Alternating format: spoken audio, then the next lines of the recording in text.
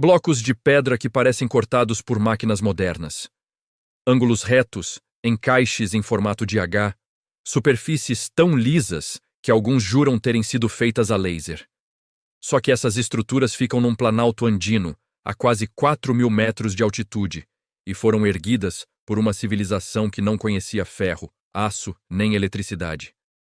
Hoje, Pumapunku é a estrela de teorias sobre alienígenas, tecnologias perdidas e mistérios proibidos. Só que por trás desse mito existe uma história ainda mais impressionante.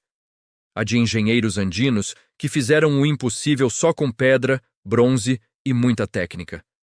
Neste vídeo, vamos separar o mito da evidência, entender quem construiu o Pumapunku, como essas pedras foram realmente trabalhadas, e responder à pergunta: será que essas pedras impossíveis são mesmo obra de uma tecnologia desconhecida? Pumapunku fica na Bolívia, perto do lago Titicaca, dentro do grande sítio arqueológico de Tiwanaku. Tiwanaku foi o centro de uma civilização que floresceu aproximadamente entre o primeiro milênio antes de Cristo e o primeiro milênio depois de Cristo, bem antes dos Incas dominarem a região. Pumapunku não é uma cidade sozinha, mas parte desse imenso complexo ritual. O nome costuma ser traduzido como Porta do Puma ou Portão do Puma em Aymara, sugerindo um lugar de passagem simbólica, talvez ligado a rituais de transformação e poder. Hoje, o que vemos são ruínas fragmentadas, com muitas pedras caídas e espalhadas pelo chão. Mas no auge de Tiwanaku, Pumapunku provavelmente era uma plataforma monumental, com degraus, pátios e portais perfeitamente alinhados, impressionando peregrinos que vinham de muito longe para testemunhar sua grandiosidade. E é exatamente aqui que nascem as polêmicas. Os blocos de Pumapunku, especialmente os famosos em formato de H, parecem se encaixar como peças de um Lego gigante. Os ângulos são muito próximos de 90 graus. As superfícies são bastante regulares, e alguns canais e furos parecem extremamente simétricos. Fotos aproximadas e recortes em alta resolução fizeram muita gente se perguntar se isso seria possível sem o uso de máquinas de corte industrial. A partir daí, surgem os vídeos sensacionalistas. Pedras cortadas a laser. Evidência de alienígenas.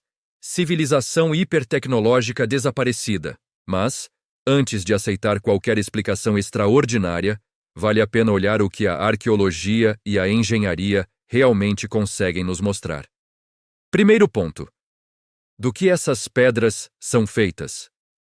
Em Pumapunku, os construtores usaram principalmente dois tipos de rocha: arenito vermelho, que é mais macio, e andesito, uma rocha vulcânica bem mais dura. As escavações mostram que eles tinham martelos de pedra, feitos de um material ainda mais duro que a andesita, usados para desbastar os blocos maiores. Além disso, contavam com ferramentas de cobre ou bronze arsenical, que, quando combinadas com abrasivos como areia e água, conseguem desgastar e polir superfícies rochosas com grande precisão. Tanto em laboratório quanto em campo, pesquisadores já conseguiram replicar cortes, ranhuras e superfícies planas muito parecidas com as de Pumapunku, usando apenas técnicas tradicionais. O processo envolve golpear repetidamente a rocha com martelos de pedra, aplicar abrasivos entre a ferramenta e a superfície para lixar e polir devagar durante muito, muito tempo. Não é rápido, não é fácil, mas quando se tem mão de obra abundante, uma organização social complexa e gerações de artesãos especializados, o que parece impossível se torna apenas o fruto de paciência e conhecimento acumulado. Outra parte do mito é a ideia de que as pedras de Pumapunku teriam uma precisão milimétrica ou até de micrômetros, algo que seria impossível para a antiguidade. Mas, quando arqueólogos e engenheiros medem essas estruturas de perto, a história muda um pouco. Os ângulos são muito bons, sim, mas não são perfeitos como peças industriais. Existem pequenas irregularidades, superfícies levemente onduladas e encaixes que não criam uma vedação absoluta. São excelentes para a época, mas claramente feitos à mão. Um método provável para conseguir isso era o ajuste progressivo. Os artesãos talhavam o bloco bruto, o aproximavam de sua posição final na construção marcavam os pontos de contato com o bloco vizinho e iam corrigindo a superfície pouco a pouco, até que os dois blocos se apoiassem com firmeza. Isso explica por que algumas junções parecem tão justas. É o resultado de muito teste, erro e correção, e não de um corte único e perfeito. Quando fotos ampliadas circulam pela internet sem contexto, nosso cérebro tende a preencher as lacunas e acreditar que estamos vendo uma perfeição sobre-humana. Mas, ao vivo, Puma Punku revela outra coisa: a habilidade excepcional de mestres pedreiros que trabalhavam dentro dos limites das ferramentas que possuíam. Mas, afinal, para que tudo isso foi construído? Puma Punku parece ter sido uma espécie de plataforma ritual monumental, talvez usada em cerimônias ligadas ao poder político e religioso de Tiwanaku. Muitos estudiosos veem o conjunto como um espaço simbólico de passagem.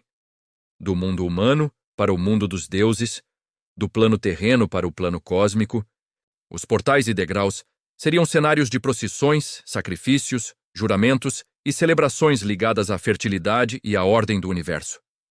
Também existiam sistemas de drenagem e elementos arquitetônicos práticos, mostrando que, apesar da aura de mistério, estamos diante de engenheiros atentos ao clima, à água da chuva e à estabilidade de suas estruturas. Hoje, Puma Punku é um quebra-cabeça incompleto.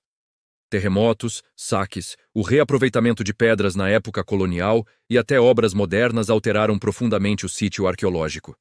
Muitas pedras foram transportadas para a construção de igrejas e outros prédios após a conquista espanhola. Outras simplesmente ruíram com o tempo, o que dificulta a tarefa de reconstruir exatamente como o complexo era no auge de Tiwanaku. Nos séculos 20 e 21, o vazio de informações completas abriu espaço para teorias extravagantes, alienígenas arquitetos, lasers ancestrais, civilizações hipertecnológicas apagadas da história. Mas, quando unimos a arqueologia, os experimentos de engenharia e o conhecimento sobre outros povos andinos, surge uma explicação mais humana e, de certo modo, até mais impressionante. Não foram deuses nem extraterrestres, e sim pessoas como nós, que dominaram a pedra, o tempo e a organização social para erguer um dos conjuntos arquitetônicos mais enigmáticos da América. Puma Punku talvez não esconda lasers antigos, mas guarda um testemunho poderoso do que as civilizações pré-colombianas foram capazes de fazer. E você? Acha que a explicação humana dá conta do mistério ou ainda vê espaço para algo além? Deixe seu comentário. E se quiser continuar viajando pela engenharia impossível do passado, inscreva-se no canal e ative o sininho. Nos vemos no próximo vídeo.